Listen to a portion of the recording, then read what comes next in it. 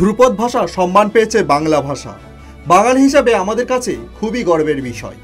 ধ্রুপদ ভাষার সম্মান তো পেল, কিন্তু এই ধ্রুপদ আসলে কি, আর ধ্রুপদ ভাষাটাই বা কি? আসুন জেনে নেওয়া যাক।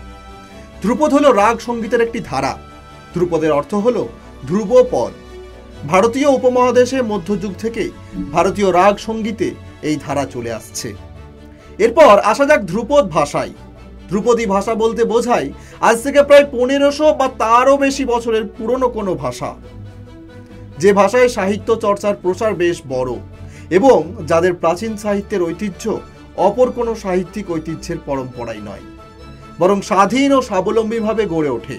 এক কথায় যে ভাষা নিজ স্বতন্ত্রে প্রসার লাভ করে তাকে ধ্রুপদ ভাষা বলা হয়ে থাকে। 2004 সালে ভারতের তৎকালীন কেন্দ্রীয় সরকার অন্তত 1000 বছরের পুরনো ভাষাকে ধ্রুপদী ভাষা স্বীকৃতি দেওয়া হবে বলে ঘোষণা করেন।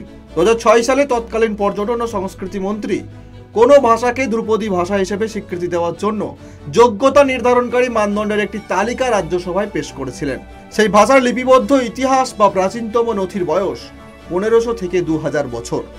তার পেশ করা মানদণ্ডে বলা হয় ভাষার আদি সাহিত্যের একটি নমুনা রয়েছে, যা প্রজন্মের পর প্রজন্ম ধরে ভাষাভাষীদের কাছে মূল্যবান ঐতিহ্য হিসেবে বিবেচিত। দ্বিতীয়ত, সেই ভাষার সাহিত্যিক পরম্পরা মৌলিক এবং অন্য কোনো ভাষা সম্প্রদায় থেকে ধার করা নয়। তৃতীয়ত, সেই ভাষা ও সাহিত্যের সঙ্গে আধুনিক ভাষার ফারাক থাকলে সেই ধ্রুপদী ভাষা ও তার পরবর্তী রূপ বা শাখার মধ্যে বিচ্ছিন্নতা থাকতে পারে। 2004 সালের 1 নভেম্বরের ভারত সরকারের প্রস্তাব অনুযায়ী কোনো ভাষা যদি ধ্রুপদী ভাষা হিসেবে সরকারিভাবে স্বীকৃতি পায় তাহলে বেশ কিছু সুবিধা পাবে। সরকারের পক্ষ থেকে যে সুবিধাগুলি দেওয়া হয় তাদের মধ্যে সবচেয়ে গুরুত্বপূর্ণ হলো ধ্রুপদী ভাষার বিশিষ্ট পণ্ডিতদের জন্য প্রতি বছর 2টি বড় আন্তর্জাতিক পুরস্কার প্রদান করা হবে। দ্বিতীয়ত, ধ্রুপদী ভাষা চর্চার জন্য সেন্টার অফ এক্সিলেন্স স্থাপন করা হবে।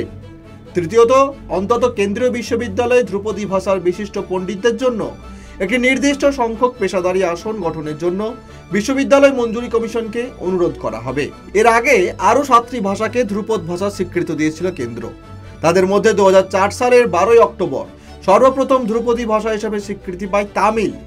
এরপর 2005 সালে সংস্কৃত, 2008 সালে কন্নড় এবং তেলেগু, 2013 সালে মালায়ালাম এবং 2014 সালে ওড়িয়া ভাষাকে কেন্দ্র করে ধ্রুপদী ভাষা স্বীকৃতি দেয়। এই বছর অর্থাৎ 2024 সালে ফার্সি ভাষাকে সম্মাননা জানানো হয়। ফের এই একই বছর আরও 5টি ভাষাকে ধ্রুপদী ভাষার সম্মান দেওয়া হলো। এইবার যে 5টি ভাষাকে এই সম্মান দেওয়া হচ্ছে তাদের মধ্যে আমাদের গর্ব, আমাদের আর্তনাদের ভাষা বাংলা রয়েছে।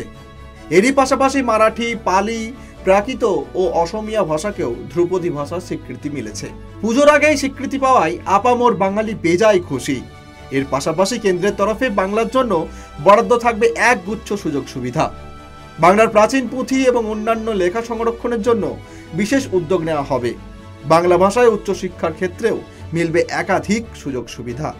Bureau report, Ritam Bangla.